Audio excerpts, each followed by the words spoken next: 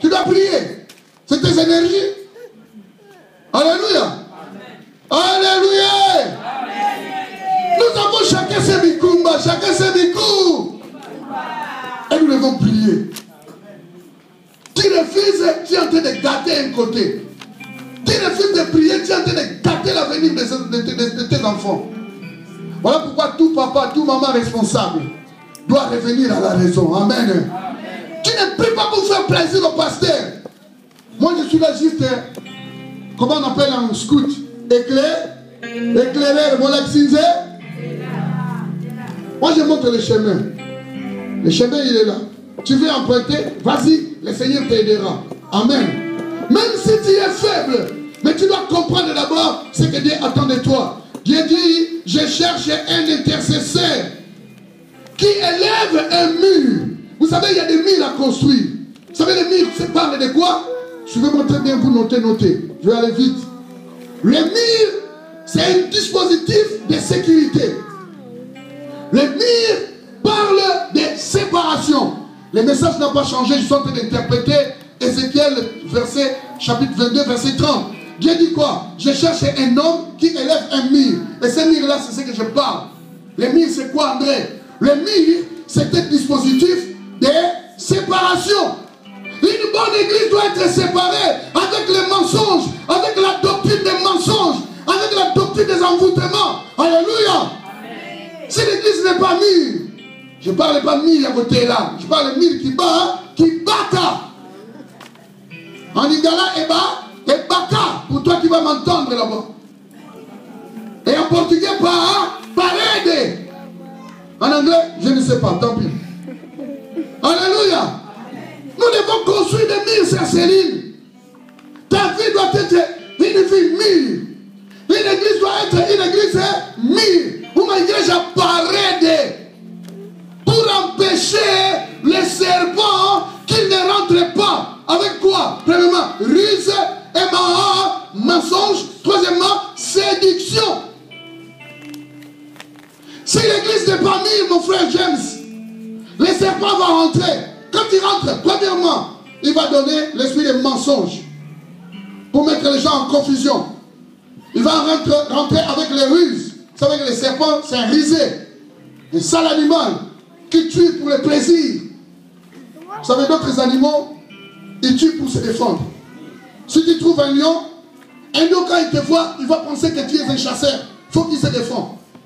Mais les serpents, ils tuent pour plaisir. Juste quand il te voit, il commence à sortir ça avec le venin. Et quand il te jette le venin des serpents, c'est bon, mortel. Alléluia. Amen. Alors l'église doit être mûre. Elle doit construire son mur de prière, son mur de la foi, son mur de l'obéissance. Si ces murs sont construits, le diable n'aura pas de place. Alléluia. Amen. Si l'église n'est pas mûre, les serpents vont rentrer.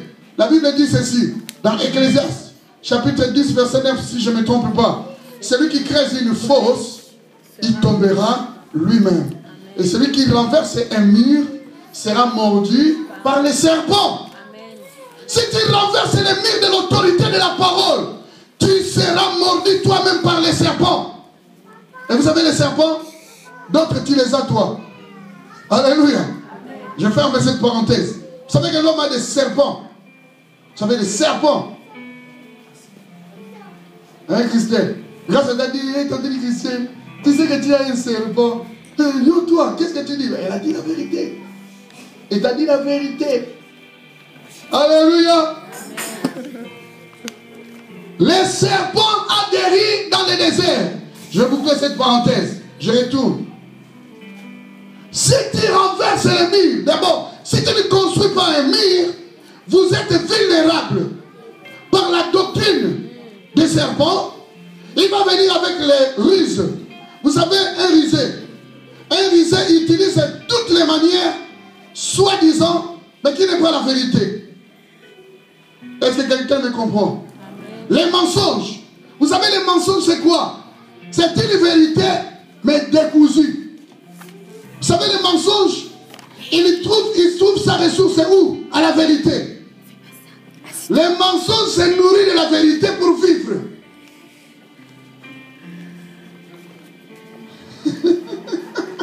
Alléluia. Le diable, pour séduire les gens, il ne parle pas puiser au départ, il prend la parole. Il a dit dans un psaume que Jésus, si tu tombes, si tu m'adores, si tu tombes, il est écrit que tes pieds ne seront pas écrasés. Il a ordonné aux anges de te porter. C'est écrit. Mais il a utilisé ce verset pour son profit. Eh oui. Les mensonges se nourrissent de la vérité. Pour que les mensonges vivent, il doit aller prendre un peu de vérité. Il l'associe avec les mensonges. Et vous savez curieusement, les mensonges et les mystères, ils ont le même valeur numérique en hébreu. Les mensonges en hébreu, ça s'appelle sheker. Quelqu'un dit sheker. Ça a valeur numérique 70. Les secrets, en hébreu, ça veut dire sod. Ça a valeur numérique 70. Donc, et les mensonges, et les secrets, tous ont le même niveau. Mais qui court plus vite? Les mensonges. Les mensonges, ils courent vite, comme a parlé un certain sage.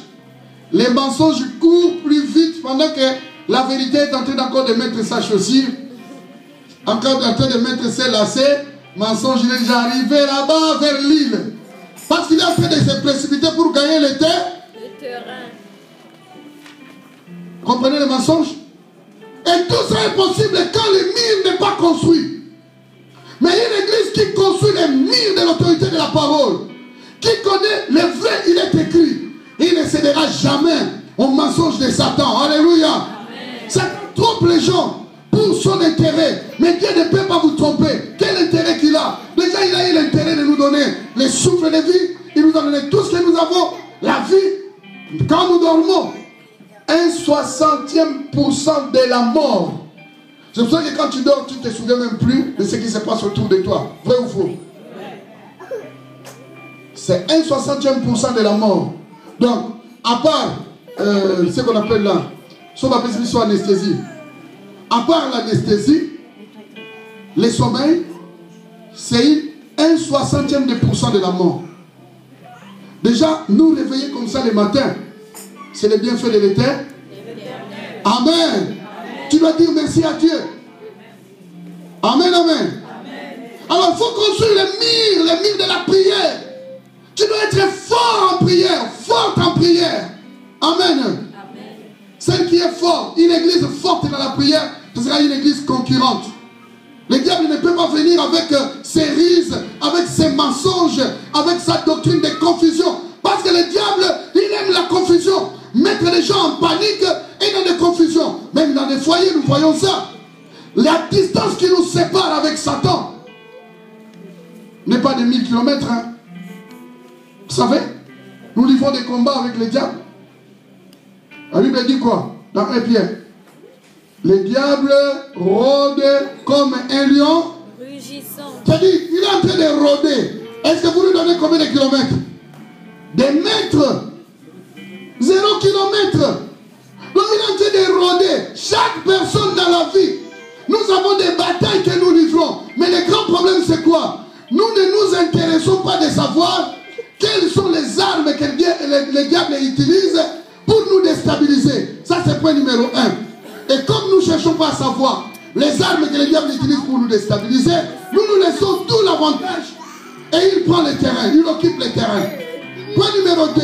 Nous ne voulons pas savoir comment il agit, qu'est-ce qu'il est. Beaucoup de gens minimisent le diable. Le diable, Lucifer, il était à côté de Dieu. À côté de... Il n'est pas encore détrôné. Vous ignorez l'adversaire que vous combattez avec. C'est un adversaire potentiellement armé et organisé. Les gens croient que le diable est désorganisé. Non, il est organisé. Alléluia. C'est pour cela que nous devons trouver l'ordre, l'organisation, la discipline au sein de l'église. Aujourd'hui, les gens, ils se comportent comme ils veulent à l'église. Il n'y a pas d'éthique, il n'y a pas de déontologie. Nous devons changer, bien aimés. Amen. surtout prions, élevons un mire. Dieu ne dit pas ici que je cherche un prophète. Il ne dit pas que je cherche un docteur. Il ne dit pas ici, il dit seulement que je cherche un homme. Et cet homme-là, c'est qui? C'est un intercesseur. Amen. Une maman qui prie, une soeur qui prie, un frère qui prie pour son église, pour sa famille, pour son pasteur. Alléluia. C'est celle-là que Dieu cherche. Dieu n'a pas besoin de titres ici. Tous nos galons par terre. Dieu dit, je veux un intercesseur. Alors Dieu dit, cherche un intercesseur, pourquoi? Il dit qu'il faut qu'il se tienne à la brèche. Vous savez, la brèche, c'est quoi? C'est une ouverture dans un mur. Une brèche, c'est une ouverture. Alors cette ouverture-là, ça peut être pour les désavantages du peuple, parce que ce sera un trou où le diable rentre, où l'ennemi peut rentrer. Alors, si vous vous tenez dans la brèche pour élever un mur, de la prière, qu'est-ce que Dieu va faire? Il dit qu'il se tienne à la brèche devant moi en faveur du pays. Ici, vous pouvez enlever le pays, vous mettez votre famille, vos enfants, afin que je ne les détruise pas. Mais je n'en trouve point. Dieu a cherché, il n'a pas trouvé. Il a trouvé tout le monde busy. La maladie du siècle. Je suis très occupé. I'm very busy. C'est la maladie d'excuses. Les gens, ils sont tellement busy. Jésus a dit, le royaume des cieux, c'est comme quelqu'un qui a préparé un repas et il a invité les gens. Ils sont partis chercher les gens. Ils ont dit, ouais, nous on a occupé. Moi j'ai acheté des bœufs, il faut que je parle les entraîner. Donc ils étaient de bateaux en poudre. Alléluia. Il a acheté des bœufs, il faut qu'il aille entraîner ces bœufs. Il dit, je ne peux pas venir. Alors, disposez-vous, bien-aimés, pour élever le mur de la prière. Un intercesseur, c'est qui? Je vais définir vite fait. Intercéder, c'est quoi? C'est plaider la cause de quelqu'un. C'est plaider la cause de quelqu'un. En quelque sorte, c'est de se faire avocat de la défense. Intercéder, ça veut dire plaider la cause de quelqu'un. En quelque sorte, c'est se faire avocat de la défense. Nous allons voir un exemple avant d'aller terminer. Moïse va intercéder pour les enfants d'Israël. Abraham va intercéder pour Lot. Mais qu'est-ce qui se passe? Je vais prendre deux versets, je vais les marier. Exode 32 et Luc chapitre 10, verset 1er, et vous sautez verset 18 à 20. Je vais expliquer quelque chose qui est très important ici. Un intercesseur doit s'identifier. Les péchés, ce n'est pas à toi, mais tu prends les fardeaux pour prier, pour intercéder. Amen. L'intercesseur, il prend les fardeaux, il prend les sujets comme si c'était lui qui a péché. Un intercesseur doit s'identifier. Et nous allons voir ça dans le cas de Moïse. Moïse va dire, Seigneur, pardonne la faute de ce peuple.